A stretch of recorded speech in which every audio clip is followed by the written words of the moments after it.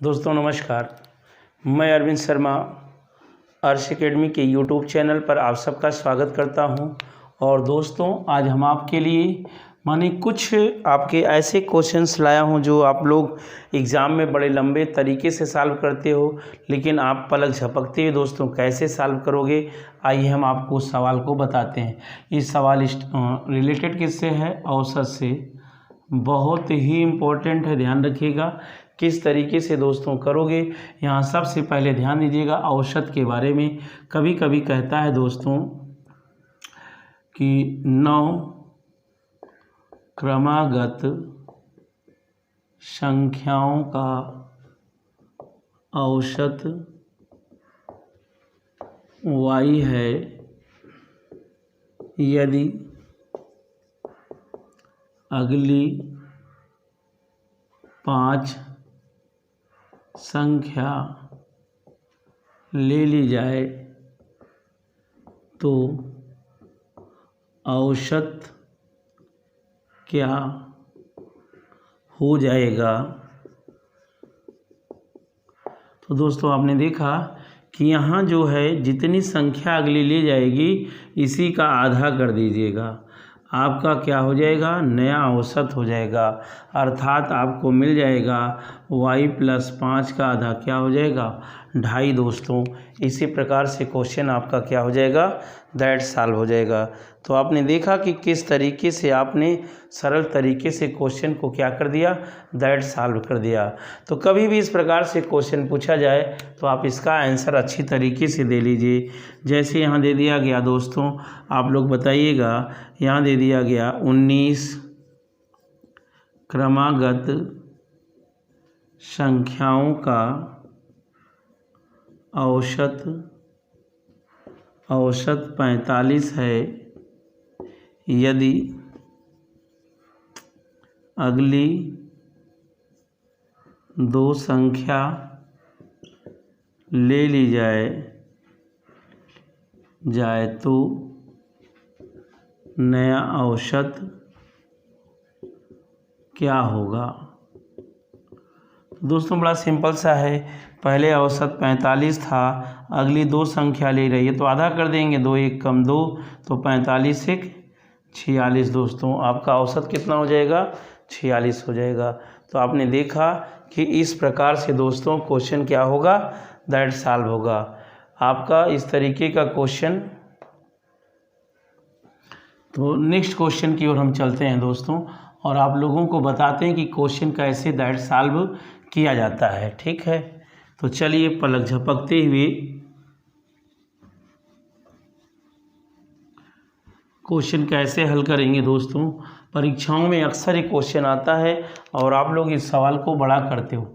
जैसे कह दिया जाए इसमें कभी कभी कि 8 क्रमागत संख्याओं का औसत 8 क्रमागत संख्याओं का औसत 73 है। कितना है दोस्तों? 73 है यदि अगली 3 संख्या ले ली जाए तो नया औसत क्या होगा। ठीक है, अभी आपने देखा कि यहाँ पर औसत 73 है, अगली 3 संख्या, अगर यहाँ पर कह दिया गया 8 क्रमागत सम, यहाँ लिखना चाहिए, क्या लिखना चाहिए? सम संख्याओं का औसत 73 है। तो मैं आपको बता देना चाहता हूँ कि अगर इसने सम कह दिया है तो जितनी संख्या अगली ली जाएगी वही औसत में वृद्धि हो जाएगा। अगर आपसे सम या विषम की बात करेगा तो जितनी अगली संख्या लेने की बात करेगा उतना ही औसत में क्या होगा? परिवर्तन होगा। लेकिन अगर सम विषम का नाम नहीं लेगा तो आधा करके तब जोड़ेंगे, या ध्यान रखिएगा। ऐसे ही एक विषम संख्या का देख लीजिए, जैसे कह दिया जाए 11 क्रमागत विषम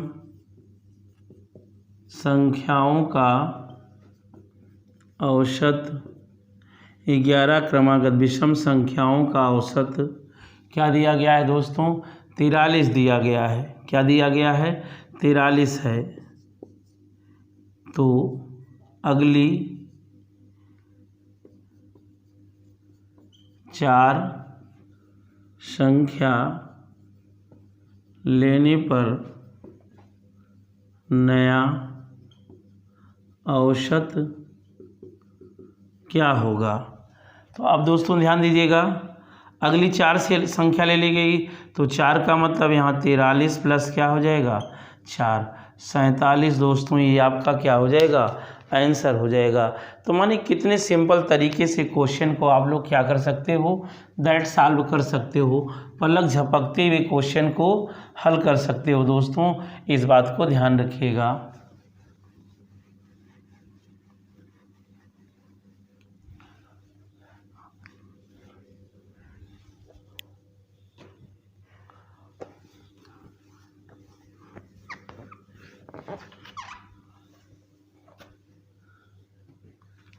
अब कभी कभी इस प्रकार से क्वेश्चन दे देता है दोस्तों कि यदि